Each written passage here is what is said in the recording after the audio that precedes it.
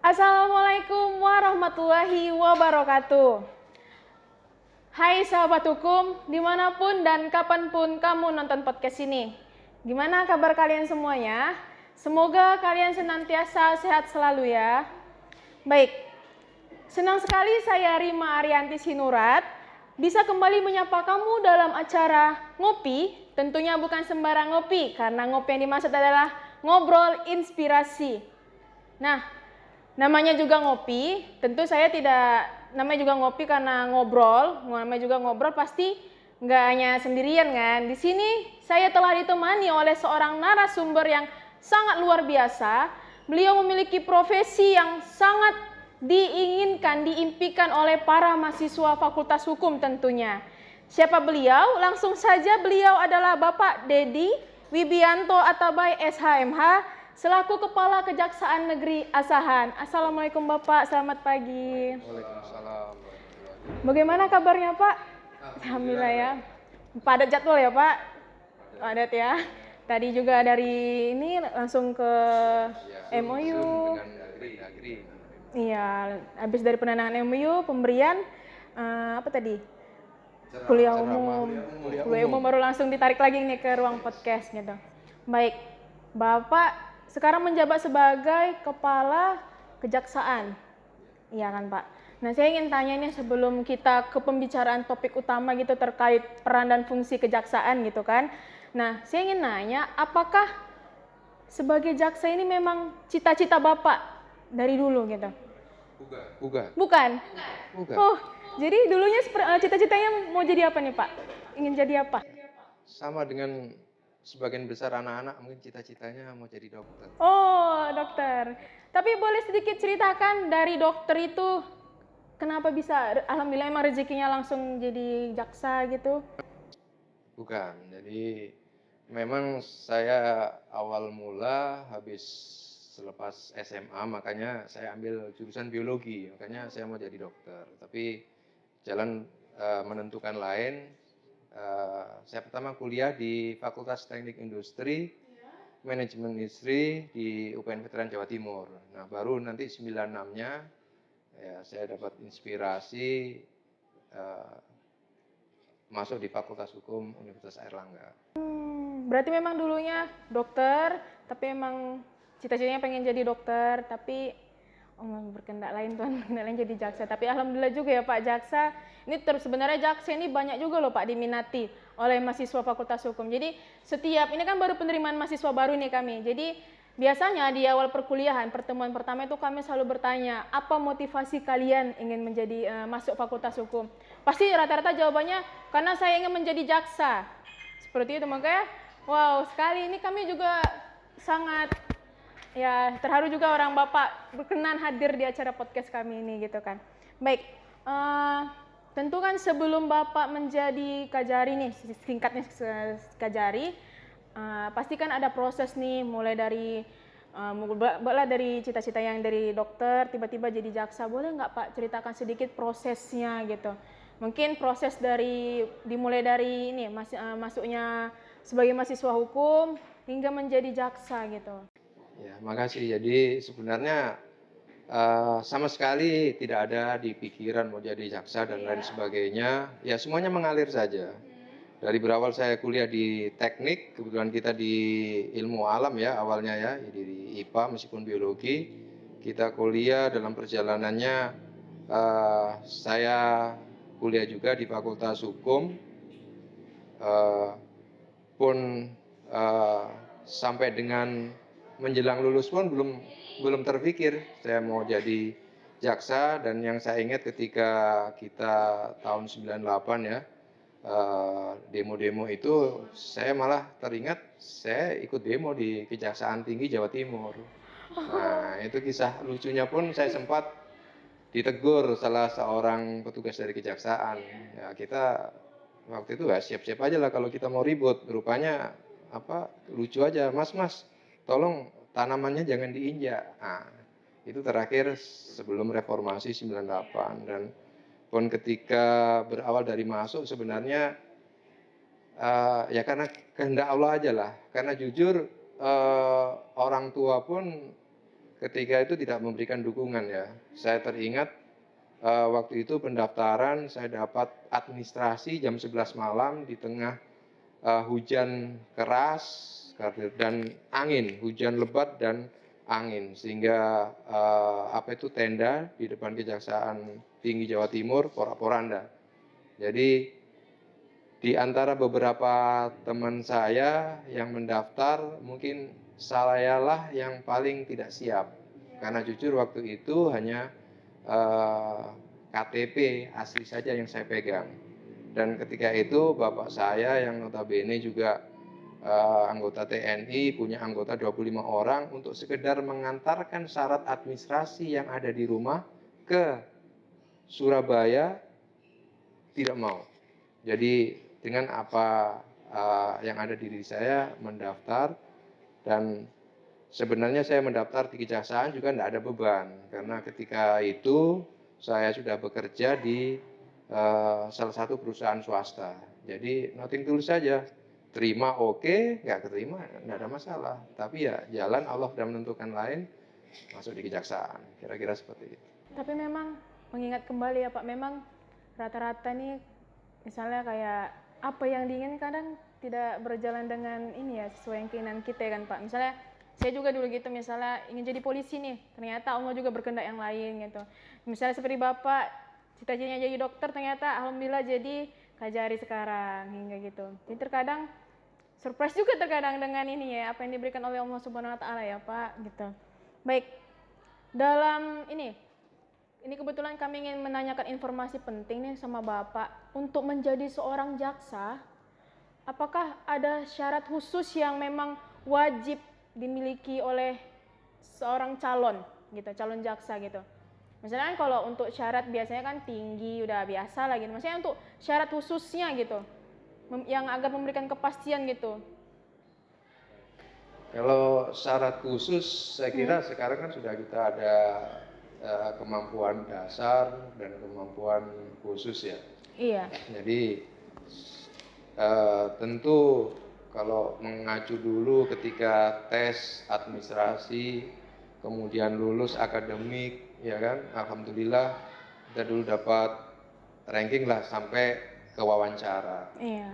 Nah, sampai di situ kalau tidak salah dapat ranking 5 untuk klasterisasi dari Jawa Timur. Kayak gitu diambil 18 calon jaksa ya itu. Nah, saya kira syarat khusus menjadi seorang jaksa memang selain kemampuan teori, Iya. juga kita harus punya mental, kemampuan praktek ya, karena kita berhadapan nanti dengan penegak hukum lain, baik hakim maupun penasihat hukum terdakwa di persidangan. Itu secara formal. Dan tentu di luar persidangan kita juga berhadapan dalam tanda kutip orang-orang jahat ataupun orang-orang yang punya kemampuan secara finansial. Karena kita bukan pidana umum saja yang kita tangani, kita juga perkara korupsi. Oh ya, iya. Saya kira. Enggak, kalau itu kan secara ininya pasti udah harus memahami tentang teori. Maksudnya khusus misalnya terkait apakah wajib menguasai satu bahasa asing gitu kan. Kadang kan kalau teori it's okay lah, kita alumni hukum adalah setidaknya tahu apa itu hukum, tahu dia hukum pidana, tindak pidana khusus dan umum gitu kan, kita udah tahu gitu. Maksudnya secara khusus yang untuk mendongkrak gitu, menunjang kita yang oh ini kalau kita udah bisa bahasa Inggris insya Allah lah gitu, ada plusnya gitu, ada nilai tambah gitu, lebih ke nilai tambahnya gitu. Harus ada nggak gitu Pak dimiliki? Ya tentulah sekarang penunjang ya. Iya. Saya bilang penunjang. Dan saya jelaskan tadi mungkin pokok selain kemampuan teori, kita juga praktek, punya mental. Juga yang dibutuhkan sekarang adalah integritas. Nah, sehingga kita selain kapasitas kita juga punya integritas, punya iman, karena godaan dan lain sebagainya pasti itu. Nah, yang penunjang itu masalah bahasa ya, Tentu iya, karena tuntutan sekarang ini percampuran atau hukum ini kan terus dinamis, seperti masalah cyber dan lain sebagainya. Jadi sudah tidak jadul lagi lah jaksa kalau hanya pencurian di KUHP, tapi sekarang kan bagaimana pencurian atau judi yang online dan lain sebagainya. Di situ banyak-banyak istilah, selain istilah IT juga bahasanya bahasa Inggris ataupun bahasa yang lain. Itu menurut saya bahasa adalah salah satu penunjang dalam tugas bagi seorang jaksa. Iya, berarti itu misalnya kalau ada nih pendaftaran jaksa, berarti bahasa itu memang penting juga ya, penunjang. Tentu dipertimbangkan, karena kita juga sekarang punya perwakilan di luar negeri, antara lain di Riyadh, Hong Kong, Singapura, 3 itu sementara yang saya tahu. Itu punya bahasa Arab, bahasa Inggris ataupun bahasa Mandarin ya. Tadi kan Pak, Bapak ada sedikit menyinggung bahwasanya ternyata kejaksaan bisa melakukan dalam hal penyelidikan maupun penyidikan tindak pidana khusus gitu, misalnya korupsi gitu kan. Terkait korupsi ini kan ya kita tahu lah ada banyak sekali kan Pak, lagi marak-maraknya juga gitu kan. Menurut Bapak ini saran Bapak ataupun pendapat Bapak dari sebagai seorang kajari gitu, ada nggak upaya Bapak gitu, bagaimana agar ditekankan agar ini berkurang gitu loh tindak pidana korupsi ini? Apakah misalnya dalam hal pengawasan pembuatan perdanya atau bagaimana gitu? Ada nggak gitu upaya dari pihak kejaksaannya gitu kan? Kan kita berharap kalau bisa nih korupsi ini ya habis tuntas gitu. Ya, jadi korupsi sebagaimana tindak pidana yang lain, sekalipun juga korupsi ini kan extraordinary crime, kejahatan yang luar biasa. Dalam penanggulangan kejahatan termasuk tindak pidana korupsi ini ya, selain preventif ya, preventif pencegahan, kemudian penegakannya sendiri represif, kita juga ada preemptif. Preemptif itu tidak segan-segan berulang-ulang mengingatkan gitu. Jadi preventif dulu pencegahannya ya. Pencegahan itu bisa kita lakukan melalui sosialisasi dan lain sebagainya. Kemudian preemptif mengingatkan. Nah, termasuk sosialisasi itu kemudian di penegakannya, represifnya. Ya kalau sudah diingatkan, ya kan, sudah dikasih tahu jangan begini, jangan begitu, apa masih ini ya, penegakannya, represifnya yang kita lakukan. Nah ini memang tidak bisa hanya di salah satu sisi aja, tapi semuanya harus dilakukan. Karena korupsi tidak hanya di masalah pelaksanaannya untuk pengawasannya, tapi korupsi sudah terjadi dalam proses perencanaan. Perencanaan pembangunan sudah bisa itu terjadi korupsi. Apalagi nanti di pelaksanaan.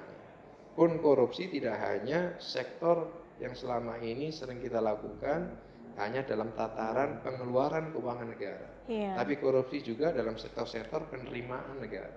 Seperti pajak, retribusi, pajak daerah dan lain sebagainya. Sosialisasi. Tapi menurut Bapak ini kan dari apakah hanya sekedar sosialisasi, apakah tidak ada melakukan tindak evaluasi nih? Efektif nggak sih sosialisasi kita, ataukah dengan adanya sosialisasi ada nggak sedikit penurunan berapa persen gitu? Apakah hanya sebatas sosialisasi udah, pengawasan udah gitu aja? Ya. Untuk pencegahan dan penanggulangan tindak pidana korupsi sebenarnya kan ini sudah menjadi konsensus bersama, menjadi tanggung jawab bersama. Ini dalam artian korupsi secara umum ya.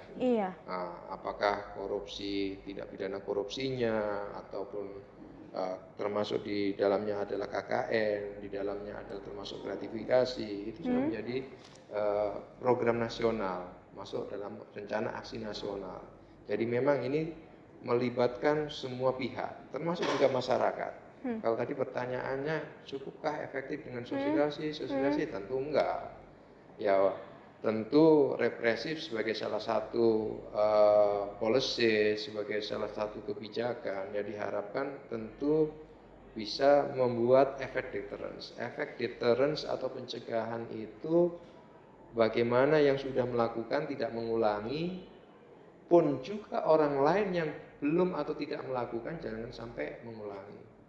Jadi itu harapannya juga efek jera bukan hanya untuk pelakunya saja, tapi deterrence-nya itu membuat orang yang lain, ya kalau ada yang sudah kita proses, orang yang lain yang akan melakukan membatalkan niatnya, karena kalau dia sadar kalau melakukan akan mendapat balasan seperti itu.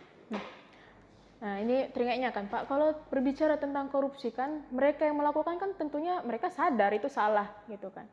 Menurut Bapak, ini pandangan Bapak aja nih ya, ini melepas dari apa, menurut Bapak, apakah maraknya korupsi ini karena kurangnya sanksi tegas? Kalau pandangan saya gitu kan mungkin lebih ke sanksinya gitu Pak. Ibaratnya ya kayak beberapa berita juga ataupun beberapa acara juga pernah disiarkan kayak di Mata Najwa kalau nggak salah, mereka pernah menyidak di apa lapasnya itu, malah tempatnya ya nyaman aja. Ibaratnya mereka di penjara juga kayak ya udah kayak cuti kerja gitu. Menurut Bapak itu gimana? Ya, makanya tadi saya sampaikan bahwa penegakan hukum di bidang tindak pidana korupsi ini kan bukan hanya tanggung jawab kejaksaan, Iya, bukan maksud saya mau melepaskan diri dari tanggung jawab, enggak. Iya. Nah, contohnya yang tadi seperti itu, yang di kejadian orang sudah korupsi di penjara, toh di dalam juga enak aja dapat iya. fasilitas seperti itu ya, kalau betul seperti itu. Iya, itu yang Nah, tentu sama juga dengan tindak pidana lain, khusus korupsi ini kan kalau bisa saat ini pendekatannya masalah pidananya, sanksinya itu jangan sekedar penjara. Tapi bagaimana sekarang bahasa trennya pemiskinan. Iya benar. Nah, bagaimana orang yang korupsi tidak sekedar dihukum di penjara, tapi harta yang diperoleh dari korupsi itu bagaimana bisa ditarik, diambil kembali oleh negara. Nah, itu tidak bisa kejaksaan sendiri untuk mengetahui kalau si A itu korupsi, simpen hartanya apa, di mana, kita butuh bantuan PPATK. Perlu keterbukaan dunia perbankan, perlu akses keuangan dari Menteri Keuangan. Nah, kita sama-sama, masyarakat pun bisa memberikan informasi, oh Pak, si A yang korupsi itu punya tanah, punya sawah, punya sawit di sana. Nah kan kita tahu kadang-kadang kita susah, kesulitan kita aparat penegak hukum untuk mengetahui harta-harta yang disembunyikan tadi. Jadi prinsipnya korupsi itu kan white collar crime. Jadi dia punya kemampuan finansial, punya intelektual, ya kan? Hartanya belum tentu atas nama dia sudah pinter. Ada penyembunyian hartanya itu atas nama keluarga ataupun orang lain. Nah, kita juga kemampuan itu terbatas kalau tidak ada partisipasi masyarakat dan para stakeholder di keuangan negara, kesulitan. Makanya tentu saya setuju untuk korupsi ini tidak cukup hanya itu saja, tapi pendekatan yang sudah lazim adalah pemiskinan tadi itu ya. Di samping itu upaya pimpinan di Kejaksaan Agung kemarin sudah coba tuntutan mati dalam sejarah kemarin yang masalah asuransi itu ya. Terus juga kan banyak katanya juga saya pernah dengar juga satu segmen itu sulit katanya untuk dilaksanakan hukuman mati itu. Mungkin karena dalam undang-undang itu memang ada beberapa syarat yang memang bisa dihukum mati gitu. Itu gimana Pak? Ya kalau di undang-undang sendiri kan sudah mengatur di pasal 2 ayat 2 ya, korupsi yang merugikan keuangan negara atau perekonomian negara yang dilakukan dalam keadaan negara darurat. Nah itu memungkinkan, dan kemarin Pak Jaksa Agung sudah melaksanakan itu, mempraktekkan itu. Nah kembali lagi nanti kata akhir adalah di hakim, bagaimana setuju dengan apa yang kita tuntut itu dalam putusannya, baik PN nanti yang diuji di PT maupun di Mahkamah Agung, dan tentu ini nanti masyarakat sendiri yang menilai. Kalau masyarakat setuju tentu akan mendukung Pak Jaksa Agung. Yang koruptor Iya. seperti itu sudah pantas nggak untuk Kalau dipidana mati? mungkin kalau kita kumpulkan suara masyarakat mungkin kebanyakan setuju, Pak. Meresahkan juga gitu kan. Nah, baik Pak. Tadi ada sedikit Bapak singgung mengenai gratifikasi gitu. Nah, ini ada beberapa slogan yang udah lahir lama nih khususnya bagi masyarakat Sumatera Utara. Kalau Sumatera Utara kan disingkat dengan Sumut. Tapi bukan Sumatera Utara nih kepanjangannya. Semua urusan mesti uang tunai. Ya. Jadi yang mengandung makna itu artinya setiap ada permasalahan itu semua dapat selesaikan dengan uang. Tak terkecuali dengan hukum.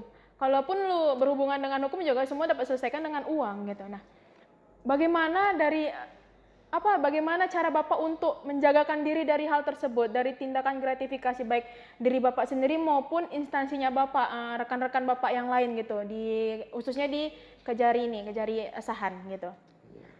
Ya, mudah-mudahan itu Itu kan berhenti sampai di slogan. Mudah-mudahan itu tidak berhenti, tidak sampai menjadi kebiasaan atau budaya. Ya, yang kalau ini kan sebenarnya sudah gamblang ya. Walaupun di hukum ekonomi sendiri kan dengan sebenarnya bukan pengeluaran yang optimal menghasilkan hasil yang maksimal. Nah, kalau saya sendiri lihat budaya atau seperti apa sendiri, saya lihat Jawa Timur sendiri kan Jer Basuki Mowo Beo. Kalau mau mulia perlu biaya. Nah, sebenarnya itu saya lihat itu lebih matre. Tapi artinya untuk mencapai suatu kesuksesan kita perlu biaya. Tapi bukan biaya itu, beo itu bukan semata-mata uang saja. Itu. Tapi yang lain juga itu adalah modal seperti kerja keras dan lain sebagainya. Nah, bagaimana kita mengantisipasi seperti itu? Tentu saya sebagai kepala Satker, ya kita salurkan semua anggaran yang ada. Jadi kita sendiri menyerahkan biaya, mengoptimalkan anggaran yang ada untuk kegiatan-kegiatan yang ada di kantor. Satu itu. Yang kedua, bagaimana kita juga melakukan pengawasan. Nah, pengawasan tentu kita juga punya unit gratifikasi. Ya, kita juga membangun zona integritas menuju BPK-BPM itu menjadi salah satu persyaratan. Dan mungkin satu lagi tentu dalam pengendalian intern pemerintahan di SPIP kita sudah mengidentifikasi potensi-potensi gratifikasi dan upaya itu sudah kita lakukan sehingga setidaknya bisa meminimalisir terjadinya gratifikasi dari sayanya sendiri sebagai pimpinan, terus dari teman-teman sendiri. Karena gratifikasi ini kan juga sudah menjadi program nasional ya untuk penanggulangannya sudah menjadi nasional, bukan kejaksaan saja tapi semua KL, kementerian lembaga. Cuman itu memang saya sedikit informasikan aja, memang sampai sekarang itu masih berkembang semua urusan uang tunai gitu. Sampai kalau ini mau ngurus apapun, ala udah uang aja gitu. Kalau misalnya ada satu kasus gitu kan, udah kena ini, ibaratnya kan jaksa itu menerima dari kepolisian gitu ya Pak, prosesnya ya kan? Perkaranya ya kan. Nah, udah masuk kejaksaan ini, udah aman gitu ibaratnya. Jadi emang saya gimana cara Bapak meyakinkan? Kami tolak gitu. Iya. Itu gimana? Ya. Cara Bapak gitu. Jadi masih tunai belum transfer ya. Iya. Jadi ya juga. Ini salah satu upaya kita juga sebenarnya kan dengan digitalisasi data. Ini kemarin juga kita sudah MOU dengan Pengadilan Negeri Kisaran, tindak lanjut juga hari Kamis kemarin di tingkat provinsi, PT, Kapolda, Kajati, BNK Provinsi, MOU aplikasi berpadu. Nah, harapannya kita menjauhkan para pihak yang berperkara itu untuk melakukan kontak langsung. Jadi berkasnya pun nanti itu dari penyidik ke jaksa ke pengadilan itu digital, ya digital, enggak fisiknya lagi. Nah, salah satu memang studi untuk mengurangi hal-hal seperti negatif seperti itu adalah upaya digitalisasi. Pun sampai sekarang pun kita persidangan kan hampir semua online ya, kasus khusus tertentu pidana kita ya. offline. Nah itu juga salah satu upaya untuk memutus mata rantai terjadinya kontak antara berbagai pihak. Tapi namanya manusia, masihlah semua upaya itu dilakukan. Jadi ini tidak hanya sebenarnya kami saja jaksa yang mau terima. Kalau masyarakatnya tidak mau ngasih, ya kan? Apa yang mau diterima? Ya, masyarakat juga. Janganlah masyarakat ngasih. Percayalah, insya Allah kalau penyidik ajukan ke kejaksaan, jaksa menuntut, jaksa sudah timbang, nanti hakim juga timbang lagi. Kalau tidak puas hakim PN ditimbang lagi di PT. PT masih belum ini, terakhir di puncaknya di Mahkamah Agung. Jadi sekarang pun semuanya kan ke PT, ke Mahkamah Agung kan sudah digital ya, secara online. Jadi itu pengamatan saya jauh lebih efektif lagi.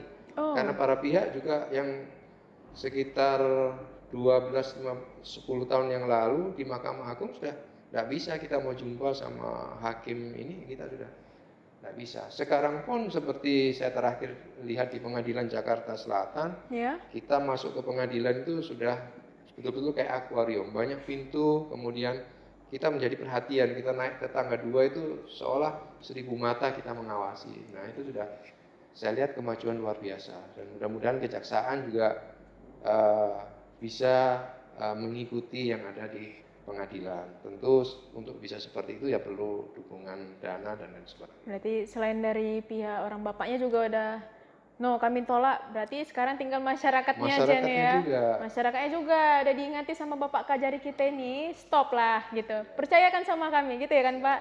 Siap gitu kan. Ya karena ya kadang namanya juga manusia, kalau terus sodor-sodorkan gitu, tetap harus jangan ya Pak. Ya, okay. Insya Allah dan kuat kan. Insya Allah. Baik, Pak, ini selingan sedikit. Sebelum Bapak bertugas di sini gitu, khususnya di Asahan gitu kan, Bapak pernah bertugas di wilayah mana saja gitu Pak? Saya lama di Sulawesi. Oh, berapa tahun Pak? Sulawesi di Gorontalo, Sulawesi Selatan, dan di DKI sempat 1 tahun. 1 tahun. Ya. Itu masing-masing wilayah berapa itu biasanya, berapa tahun? Ya, macam-macam. Di waktu sebelum jaksa masih staf pertama penerimaan di Kejaksaan Tinggi Gorontalo sekitar 1 tahun, kemudian tugas belajar di S2 di UI sekalian pendidikan jaksa 2 tahun, kemudian jadi jaksa fungsional 2 tahun, kemudian kasih datun 3 tahun di Kejaksaan Negeri Kota Gorontalo, kemudian kasih pitsus di Luwuk Timur Sulawesi Selatan 2 tahun 2 bulan, kemudian kepala cabang Kejaksaan Negeri Makassar di Pelabuhan Makassar setahun 7 bulan, kasih Oharda Kejaksaan Tinggi Gorontalo setahun 6 bulan, kasih Bidum Jakarta Selatan setahun sebulan, kemudian koordinator di Kejaksaan Tinggi Riau 2 tahun, Kajari Bantaeng 1 tahun 9 bulan, dan alhamdulillah sekarang sudah 8 bulan Kajari Asahan. Kira-kira Pak, ini banyak tuh, panjang tuh waktunya. Kira-kira totalnya nih dari awal sampai sekarang udah berapa tahun memiliki profesi seorang jaksa gitu? Jaksa 15 tahun. 15 tahun ya, lebih kurang ya, 15 tahun. Baik, selama Bapak menjadi jaksa, pernah tidak Bapak membuat suatu tuntutan yang bertentangan dengan hati nurani Bapak? Misalnya ini kayak kasusnya Nenek Mina nih yang Kokoa itu ya, mencuri itu, ataupun yang pernah nggak, aduh aku nggak tega sebenarnya, tapi harus demi menciptakan kepastian itu, karena kan tujuan hukum kepastian, keadilan, dan kemanfaatan gitu kan, meskipun terkadang ketiga-tiganya ini nggak bisa terlaksana berbarengan gitu kan. Misalnya aku demi kepastian hukum, tapi aku hati nuraniku ini, prinsip keadilanku ini nggak adil gitu. Bapak gimana tuh? Pernah tidak Bapak? Sepertinya ada beberapa kali, tapi yang saya ingat tuh ada seorang dosen waktu itu jadi staf di Biro Hukum Pemprov Gorontalo. Jadi dia mau pergi kerja, berhenti di depan warung dekat kampus. Nah, dia tanpa melihat spion turun, buka pintu, ditabraklah sama orang dari belakang Iya. meninggal. Nah, kita kasihlah itu kayaknya masih pasal 359 KUHP ya, karena lalainya menyebabkan orang meninggal. Ya memang lalai dia, tapi kalau kita secara umum apa salahnya orang buka pintu kan? Nah, buka pintu mau beli nasi kuning tiba-tiba ya yang di belakang juga tidak melihat posisi mobil berhenti, tidak terpikirkan kalau berhenti buka pintu dia tabrak meninggal. Nah, itu belum ada RJ seperti ini karena sesungguhnya pun korban tidak keberatan. Oh. Keluarganya ya, kalau korbannya kan sudah maksudnya meninggal. pasti, ya. Nah, itu saya itu. Yang kedua sama juga lalu lintas ketika itu di Luwuk Timur sama. Jadi si orang tua korban sendiri malah minta-minta nangis tidak dihukum berat. Nah, karena tentu tadi kalau di RJ tadi bukan hanya tersangka terdakwa saja tapi juga pihak korban. Nah, andai kan itu belum sudah ada RJ tentu bisa kita RJ-kan. Jadi orang tua keluarga korban sendiri yang nangis-nangis jangan dihukum berat Pak Jaksa. Nah, tapi ya mau enggak mau karena memang unsurnya terpenuhi ya meskipun bertentangan juga. Makanya dengan RJ ini juga insya Allah jadi solusi juga. Oh, insya Allah. Tapi menurut Bapak efektif nggak nih dengan adanya RJ nih? Insya Allah kalau kita konsisten memang faktanya seperti itu, filter itu berjalan, insya Allah efektif. Bukankah dengan adanya RJ ini gini, jadi pandangan misalnya kalau tindak kejahatan ini kan banyak alasannya. Kita katakan pencurian itu karena memang kondisi ekonomi gitu kan. Terkadang ada niatan, Allah udahlah selama nggak, ini juga pertama kali, nggak nyampai berapa, ini kerugiannya juga nggak besar, nggak masalah, ntar juga RJ gitu. Itu gimana menurut Bapak? Kan kita kalau di orang awam ini kan ada aja nih pandangannya gitu terkait RJ. Memang menurut saya kalau RJ ini ya efektif gitu, bagus gitu. Memang salah satu kekurangan kita sebagai jaksa adalah bagaimana kita bisa lebih hadir seolah-olah kita berhadapan langsung dengan korban, tersangka, dan para saksi. Kira-kira seperti itu. Jadi saat ini kita ini sebagai jaksa kan kebanyakan membaca fakta dari berkas yang disodorkan oleh penyidik. Nah, mungkin dengan rancangan KUHP nanti jaksa bisa melakukan penyidikan tambahan, itu bisa memberikan tambahan kepada jaksa itu betul-betul bisa melihat fakta faktual. Jadi bukan hanya fakta di berkas. Jadi kadang-kadang kalau penyidik sudah salah dalam menyajikan berkas, kita juga jadinya ikut salah. Mutatis mutandis dari apa berkas yang diserahkan itu. Nah, andai kan tadi seperti saya sampaikan di depan, kita bisa hadir di masyarakat, kira-kira benar enggak dia ini mencuri ini karena apa? Kan kita enggak tahu rumahnya si pelaku itu reot atau mungkin berkeramik, kan kita tidak tahu. Katanya untuk makan, tapi rumahnya mewah dan lain sebagainya. Nah, kalau kita bisa mampu menjangkau itu, insya Allah kita bisa menuntut atau menyelesaikan perkara, bisa menghadirkan rasa keadilan yang lebih kepada semua, apakah tersangka, korban, dan khususnya kepada masyarakat. Oke, baik. Terakhir ini Pak, berhubung tadi saya udah dikasih kode closing gitu kan, sedikit aja. Berikan dulu Pak tips dan trik untuk menjadi seorang jaksa, khususnya untuk bagi alumni-alumni mahasiswa Fakultas Hukum gitu Pak. Ada nggak sedikit ya? Tips dan trik untuk menjadi seorang jaksa. Ikut tes maksudnya? Iya, boleh. Kalau ikut tes, tentu yang pertama memang kemampuan akademis ya. Kemampuan dasar tentang penguasaan tentang materi hukum, khususnya hukum pidana, satu. Yang kedua, tentu nanti para calon ini ada psikotes. Nah, di situ akan nampak kematangan eh, emosional, selain intelektual, emosional juga. Nah, di situ juga nanti diperdalam, diwawancara oleh pimpinan. Kalau kita mungkin sampai eselon 1 nanti yang wawancara untuk melihat kira-kira mampu enggak calon jaksa ini untuk jadi jaksa yang tangguh. Pak Jaksa Agung ulang kali sampaikan, kita tidak sekedar punya jaksa yang pinter, tapi juga punya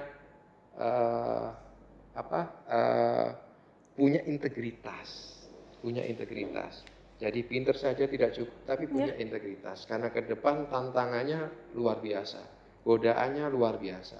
Jadi jaksa juga harus punya integritas. Walaupun kadang-kadang kita susah penampakannya yang berintegritas itu seperti apa. Kadang pasti pintar tidak jaminan orang itu integritasnya juga bagus. Dan satu lagi syarat khususnya tadi ya Pak, kemampuan bahasa juga penting. Iya, itu pasti menjadi pertimbangan khusus. Tapi sebagai nilai tambah juga penuh. Iya, tentu. Baik, dengan pemberian tips dan trik tadi oleh Bapak Kajari Asahan, berakhir juga dengan acara ngopi kita nih, ngobrol santai. Untuk Bapak Dedi, terima kasih atas kesungkanannya telah mau hadir, meluangkan waktunya di acara podcast kami ini, meskipun ya masih banyak kekurangan gitu ya Pak. Nggak ada kopinya. Baik. Semoga apa yang telah disampaikan oleh Bapak Kajari, Bapak Dedi Wibianto Atabai SHMH bermanfaat bagi sahabat hukum semuanya. Saya Rima Arianti Sinurat, mohon undur diri. Assalamualaikum warahmatullahi wabarakatuh.